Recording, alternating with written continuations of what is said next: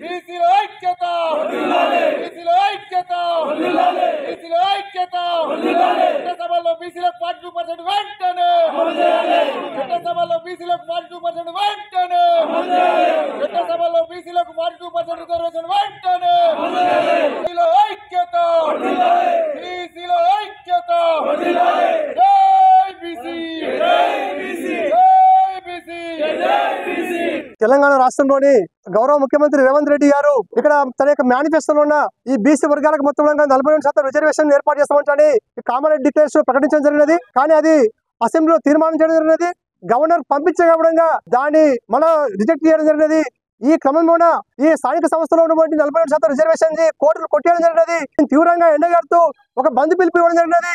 ఆ బంద్ grand success గా తెలంగాణ వ్యాప్తంగా విజయవంతం చేయడం జరిగినది। మళ్ళీ ఇప్పుడు తెలంగాణ వ్యాప్తంగా ఎక్కడొక్కడనే బీసీల ఆధ్వర్యంలో బీసీ జేఏసీ ఆధ్వర్యంలో ప్రోగ్రామ్ నిర్వహించడం జరుగుతున్నది। కల్లకుర్తి బీసీ జేఏసీ ఆధ్వర్యంలో ఇప్పటికీ 4 రోజులు అవుతున్నది। ఇది 4 రోజుల నుంచి నిరంతర ప్రోగ్రామ్ కొనసాగిస్తున్నాము।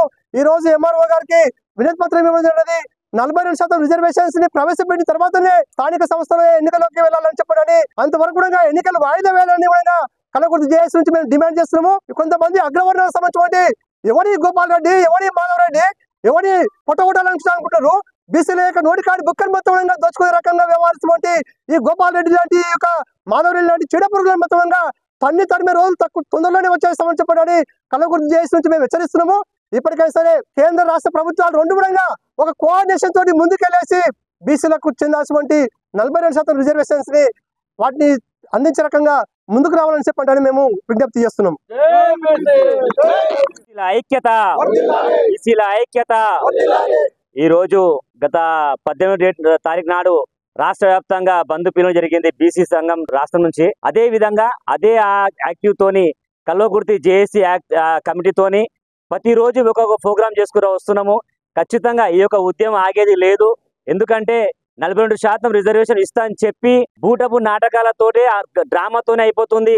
ఇంకోటి ఏంది, ఏ పార్టీ అనేది లేదు। ఇట్లా కాంగ్రెస్ పార్టీ రాష్ట్రంలో అధికారంలో ఉంది, కేంద్రంలో బీజేపీ అధికార ప్రభుత్వం ఉంది। కానీ అక్కడ ఉన్న నాయకులు మాత్రం ఖచ్చితంగా ప్రోగ్రామ్ లో ఈ యొక్క బంద్ లో పాల్గొంటున్నారు, బీసీ సంఘంలో పాల్గొంటున్నారు। కానీ ఎవరిని అనాలి, ఎవరిని అడగాలి అర్థం కావట్లేదు। కాకపోతే అది ఏదైతే కాంగ్రెస్ పార్టీ నాయకులు ఉన్నారో, మరి బీజేపీ నాయకులు ఉన్నారో మీరు కూడా, ఎందుకంటే మీ పైన ఉన్నారు ఎమ్మెల్యేలు కానీ ఎంపీలు కానీ రాష్ట్ర నాయకత్వానికి కానీ అక్కడ రేవంత్ రెడ్డికి కానీ తీసుకెళ్లి అక్కడి నుంచి ఖచ్చితంగా, ఎందుకంటే ప్రతి గ్రామంలో కానీ ప్రతి ఊర్లో కానీ పట్టణాల్లో కానీ బీసీల సంఘం అనేది ఒక ఉధృతమైంది కాబట్టి రేపు పొద్దుగాల స్థానికంగా ఎలక్షన్లో వెళ్ళాలంటే ఖచ్చితంగా ఈ యొక్క నినాదం ముందుంటుంది। కాబట్టి మరి మీరు కూడా మన రేవంత్ రెడ్డి గారిని మరి ఆయన ఒప్పించి ఈ యొక్క బిల్లుని మన కేంద్ర ప్రభుత్వానికి తీసుకెళ్లే విధంగా, అలాగే బీజేపీ ప్రభుత్వం కూడా, బీజేపీ వాళ్ళు కూడా ఖచ్చితంగా నరేంద్ర మోడీ వరకు, ఎందుకంటే బీజేపీలో కూడా చాలా మంది బీసీలే ఉన్నారు ఎక్కువ కాబట్టి ఖచ్చితంగా రేపటి నాడు స్థానికంగా సర్పంచ్లు కానీ ఎంపీటీసీ కానీ జెడ్పీటీసీ కానీ ఎమ్మెల్యేలు కానీ ఏమన్నా కానీ మన వాటా మనకు కావాలి అంటే ఖచ్చితంగా మీరు నరేంద్ర మోడీ వరకు తీసుకెళ్లాల్సి వస్తుంది, అవసరం ఉంటుంది। కాకపోతే అంతేకాకుండా మనము ఈ ఒక్క రోజే కాకుండా ఈ యొక్క కల్లకుర్తి అనేది ఒక గడ్డ, ఈ తెలంగాణ ఉద్యమంలో కూడా ముందున్నది। ఇప్పుడు కూడా ఏదో ఒక రోజు బంద్ చేసి ఆపేది లేదు, ఖచ్చితంగా మాత్రం ఇట్లా కంటిన్యూ చేసుకుంటూ పోతామని ఇది 4వ రోజు కంటిన్యూ అవుతుంది। ప్రతిరోజు మా జాయింట్ కమిటీ ఆధ్వర్యంలో ప్రతిరోజు ఒక ప్రోగ్రామ్ చేసుకుంటూ పోతామని డిమాండ్ చేస్తున్నాము।